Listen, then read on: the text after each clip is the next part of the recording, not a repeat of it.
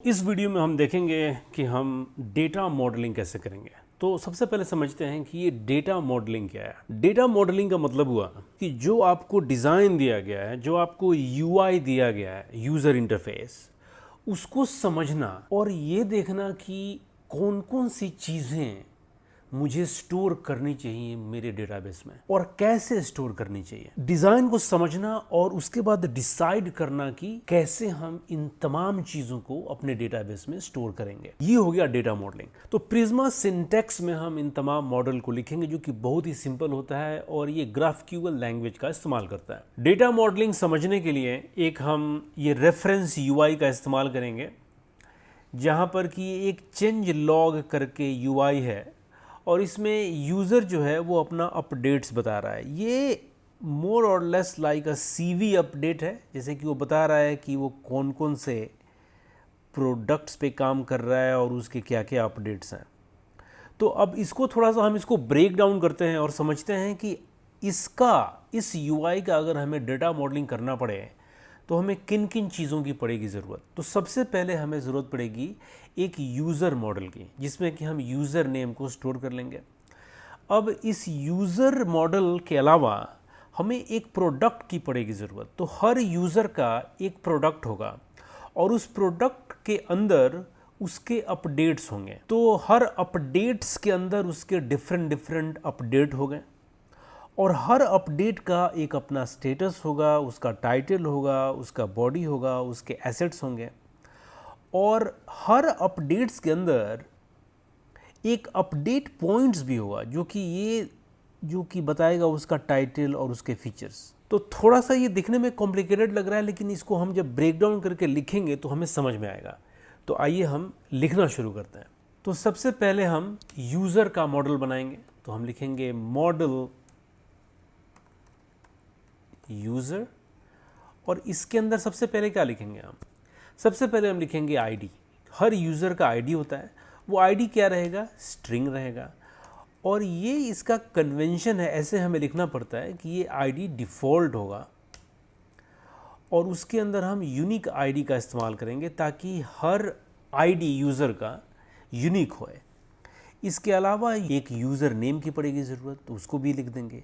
User name क्या होगा? एक स्ट्रिंग होगा और यूज़र नेम यूनिक होना चाहिए, तो हम ऐसे लिख देंगे। अब इतनी आसानी से हमने यूज़र मॉडल बना लिया। तो यूज़र नेम हो गया, हम यहाँ पर एक पासवर्ड भी दे देते हैं। तो उसके लिए क्या लिखेंगे? पासवर्ड क्या होगा? स्ट्रिंग होगा, ये लिख दिए। तो हमारा यूज़र बन गया। अब हर यूज़र का एक उसका प्रोडक्ट होगा और उस प्रोडक्ट के अंदर उसके अपडेट्स होंगे और अपडेट्स के अंदर अपडेट्स पॉइंट होंगे। ठीक है, तो अब हम बना लेते हैं, एक प्रोडक्ट बना लेते हैं। तो हम लिखेंगे मॉडल प्रोडक्ट। तो सबसे पहले क्या होगा? सबसे पहले इसका भी, हर प्रोडक्ट का भी एक आईडी होगा। तो हम इसको यहाँ कॉपी कर सकते हैं, तो हमने इसको कॉपी कर लिया। अब और क्या होगा प्रोडक्ट्स के अंदर? तो हर प्रोडक्ट के अंदर एक उसका नाम भी हो सकता है, तो एक नाम दे देते हैं एज अ स्ट्रिंग। ठीक है, और हर प्रोडक्ट के अंदर ये प्रोडक्ट जो है वो हमारे यूज़र से कनेक्टेड होगा। तो यहाँ पर आ गई रिलेशनशिप वाली बात। तो हमें इस प्रोडक्ट को यूज़र से कनेक्ट करना है। तो देखिए, हम लोग यहाँ पे एक एक्सटेंशन, आप आई होप कि आप लोगों ने इंस्टॉल कर लिया होगा, उसका नाम है प्रिज्मा। ये इससे क्या होगा ना कि ये रिलेशनशिप का जो सिंटैक्स है वो लिखना बहुत ही आसान हो जाता है। अब हमें प्रोडक्ट को यूज़र से कनेक्ट करना है, तो हम क्या लिखेंगे? हम सीधे यहाँ पर यूज़र को बोलेंगे कि यूज़र के अंदर एक प्रोडक्ट्स होगा। ठीक है, और ये प्रोडक्ट्स क्या होगा? ये प्रोडक्ट होगा, मतलब कि प्रोडक्ट का एक एरे होगा।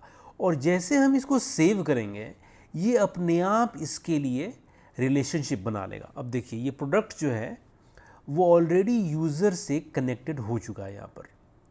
ठीक है, इसका रिलेशनशिप जो है वो यूज़र आईडी से, क्योंकि यहाँ पर है और ये आईडी यूज़र का आईडी है, इससे कनेक्ट हो गया।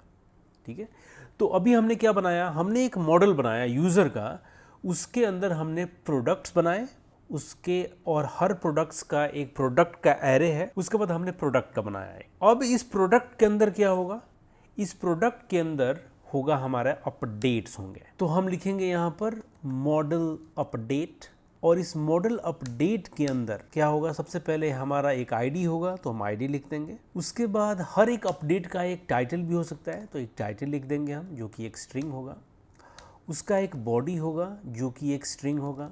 अब यहाँ पर जो हम अपडेट की बात कर रहे हैं, ये हम इस अपडेट की बात कर रहे हैं, जो ये अपडेट है इसकी, ठीक है। ये टाइटल हो गया, ये बॉडी हो गया, ये एसेट्स हो गया, ठीक है। बॉडी हो गया, फिर इसका एसेट्स भी हो जाएगा, एसेट, और ये भी स्ट्रिंग होगा। तो हो सकता है कि बहुत सारे PNG फाइल्स या वीडियो लिंक्स आप यहाँ पे स्टोर कर सकते हैं, ठीक है। अब आई बात कि ये अपडेट जो है ये प्रोडक्ट से कनेक्टेड होने चाहिए, जो कि कनेक्टेड है यूज़र से। तो जैसे हमने यूज़र को प्रोडक्ट से कनेक्ट किया था, वैसे ही अब हम प्रोडक्ट को अपडेट से कनेक्ट करेंगे। तो कैसे करेंगे, हम यहाँ लिख देंगे अपडेट्स और अपडेट साथ में एरे। अब जब इसको सेव करेंगे हम, तो देखिए ये आपका जो प्रोडक्ट है वो आपके अपडेट से रिलेशनशिप इसका बन चुका है, ठीक है। तो अब आगे बढ़ते हैं और देखते हैं कि हर अपडेट के अंदर एक और चीज़ है। अगर आप डिज़ाइन देखेंगे तो अपडेट तो ये हो गया, इस अपडेट के अंदर ये अपडेट पॉइंट्स भी हैं। ये एक अपडेट पॉइंट हो गया, ये एक अपडेट पॉइंट हो गया, और उस अपडेट पॉइंट के अंदर भी टाइटल हो गया और बॉडी हो गया, ठीक है। या इसको हम नेम बोल सकते हैं या डिस्क्रिप्शन बोल सकते हैं। तो हम इसको बनाएंगे। तो मतलब कि हमारा अगला मॉडल क्या होगा, हमारा अगला मॉडल हो जाएगा अपडेट पॉइंट का। तो हम लिखेंगे मॉडल अपडेट पॉइंट, और इसके अंदर हम लिख देंगे, सबसे पहले हमारा सबके साथ एक आईडी तो रहेगा ही रहेगा, तो हमने एक आईडी दे दिया, और आईडी के अलावा हम इसको एक नेम दे देंगे। तो हम बोलेंगे कि भाई हमारा ये एक स्ट्रिंग रहेगा, और हम ये भी बोल सकते हैं कि इसको हम लिमिटेड कर सकते हैं, क्योंकि ये जो यहाँ पर स्ट्रिंग जो है इसको हम लिमिटेड कर सकते हैं। तो हम यहाँ ये बोल सकते हैं कि ऐसे अगर लिमिटेड करना होगा तो हम लिखेंगे एज एट db.varchar,